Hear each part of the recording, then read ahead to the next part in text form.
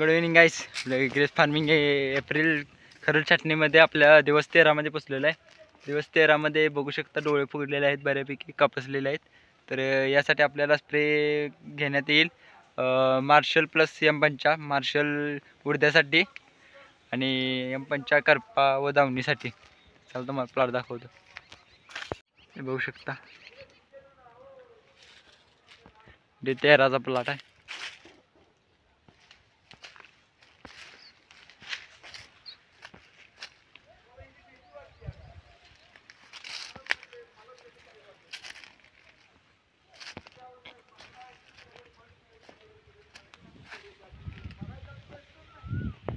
Day 13 drip irrigation phosphoric acid 2 litre एकरी.